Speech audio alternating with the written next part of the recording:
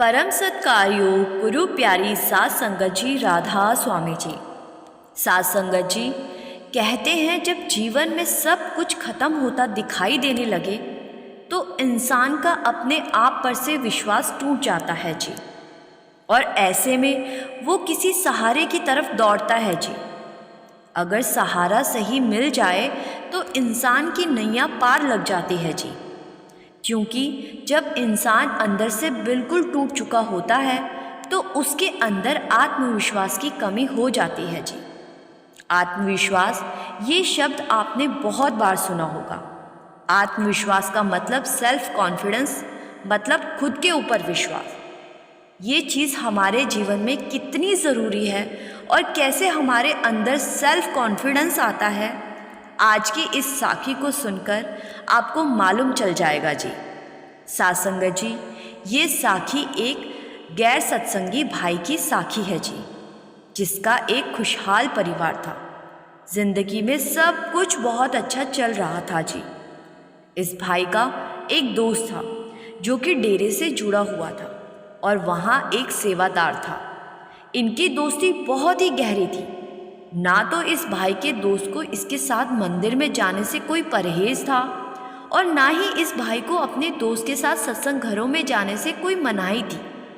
दोनों एक दूसरे की आस्था का सम्मान किया करते थे। एक दिन इस भाई की तबीयत बिगड़ गई और जब डॉक्टर को दिखाया गया तो डॉक्टर को कुछ समझ नहीं आया और डॉक्टर ने बड़े अस्पताल में जाने की सलाह दे दी। फिर गुड़गांव के एक बड़े अस्पताल में इस भाई को जब दिखाया गया तो डॉक्टर ने सारे चेकअप करने के बाद जो कुछ बताया उसने इन सब के होश उड़ा दिए। डॉक्टर ने बताया कि इन्हीं सेकंड स्टेज का कैंसर है और अब ये कैंसर ऑलमोस्ट थर्ड स्टेज में एंटर कर चुका है। फिर डॉक्टर ने कहा कि अभी हम कुछ कह नहीं सकते, लेकिन ऐसे केस में अक्सर मरीज 6 महीने ही काट पाता है। कुछ रेयर केस में मरीज कैंसर से लड़कर कैंसर को मात भी दे चुके हैं। इसीलिए हम अपनी तरफ से पूरी कोशिश करेंगे और आपको भी हिम्मत रखनी होगी। ये कहकर डॉक्टर साहब वहाँ से चले गए और इस भाई के परिवार वालों ने रोना शुरू कर दिया। परिवार को रोता देख ये भाई भी अंदर से टूट गया और मानकर बैठ गया कि अब कुछ नहीं हो सकता। डॉक्टरों ने इस भाई का इलाज करना शुरू किया। कीमो शुरू हुई, एक के बाद एक कई कीमो होनी थी, लेकिन क्योंकि ये भाई अंदर से ही हार मान चुका था तो डॉक्टरों के इलाज का कोई खास असर नहीं हो रहा था। सात संगत जी, दवाई भी तभी काम करती है जब मरीज को अंदर से कॉन्फिडेंस हो, लेकिन ये भाई तो हिम्मत हारकर बस दिन गिनने में लग गया था। इस भाई का वही सत्संगी दोस्त इसके पास रोज आता और इसको हौसला देता कि भाई तू हिम्मत ना हार, सब ठीक हो जाएगा। लेकिन जिसके साथ बीतती है ये दर्द तो वही समझ सकता है। इस भाई के दोस्त को इसकी बहुत चिंता होने लगी, क्योंकि ये भाई उसका बहुत करीबी और गहरा दोस्त था। और सत्संगी भाई ने सोचा कि ऐसे तो मैं इसको जितना मर्जी हौसला देता रहूँगा, लेकिन मेरी बातों का इस पर कोई असर नहीं होने वाला, क्योंकि ये अंदर से हार मान चुका है। फिर एक दिन इस भाई के सत्संगी दोस्त ने कहा कि देख, ये तो तू अपने अंदर से मान चुका है कि तेरे पास अब 6 महीने ही हैं, तो क्या तू ये 6 महीने मुझे दे सकता है? तो वो भाई कहने लगा कि भाई तू मेरा सबसे अच्छा दोस्त है, ये 6 महीने तो क्या, अगर मेरे पास और भी ज़िंदगी बची होती तो वो भी तुझे दे देता। तो सत्संगी भाई ने कहा कि तू पहले भी मेरे साथ 2-3 बार सत्संग पर जा चुका है, लेकिन तू वहाँ सत्संग सुनता नहीं था और सिर्फ मेरा दिल रखने के लिए वहाँ मेरे साथ बैठ जाता था। लेकिन इस बार तुझे मेरे साथ डेरे चलना होगा और बाबा जी के 3 भंडारे होने हैं, तो तुझे मेरे साथ डेरे रहना होगा। वहाँ सत्संग सुनने होंगे और सेवा भी करनी होगी। तो ये भाई मान गया और सत्संगी भाई के साथ डेरे पहुंच गया। डेरे में बाबा जी के सत्संग में ये दोनों जाकर बैठ गए और इस बार इस भाई ने बड़े ही गौर से एक एक शब्द को सुना और बाबा जी के शब्दों को सुनकर इस भाई के अंदर अपने आप ही एक कॉन्फिडेंस आने लगा और इसके अंदर जीने की इच्छा होने लगी। सत्संग के बाद इस भाई ने डेरे में सेवा करनी शुरू कर दी। इस भाई को पौधों के रख रखाव की सेवा में लगा दिया गया। ये भाई दिन भर घास में पानी देने और पौधों की संभाल करने का काम करता। और साथ संगत जी, आप तो जानते ही हो कि डेरे के वातावरण में एक अलग ही पॉजिटिव एनर्जी है। कोई भी डेरे में चला जाए तो उसका मूड अपने आप ही अच्छा होने लगता है। तो इस भाई के अंदर भी पॉजिटिव एनर्जी आने लगी और ये भाई इतनी बड़ी बीमारी होने के बाद भी बाकी सेवादारों से भी ज़्यादा सेवा करता। इसको सेवा करने में मज़ा आने लगा।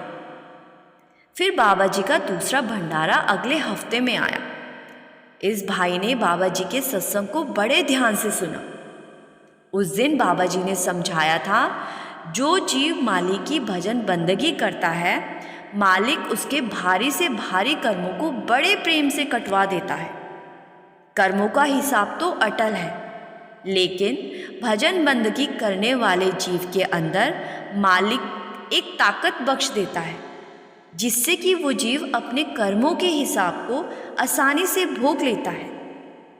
आज हमें या हमारे शरीर को जो कुछ भोगना पड़ रहा है, वो सब पिछले किसी कर्म के कारण है।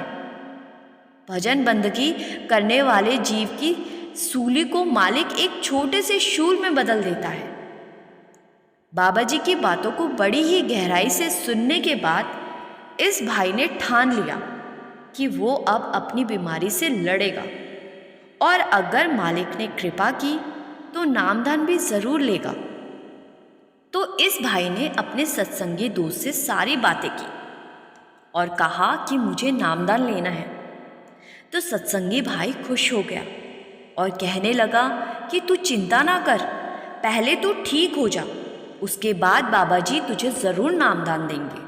मेरा दिल कहता है कि तुझे ये बीमारी मिली ही इसीलिए है कि तू भी डेरे से जुड़ सके।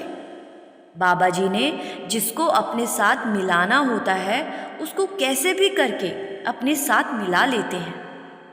तू मेरे साथ पहले भी डेरे 2-3 बार आया है, लेकिन उस समय बाबा जी ने तुझे अपनी ओर नहीं लगाना था और अब टाइम आ गया है कि बाबा जी तुझे अपनी ओर ज़रूर लगाएंगे।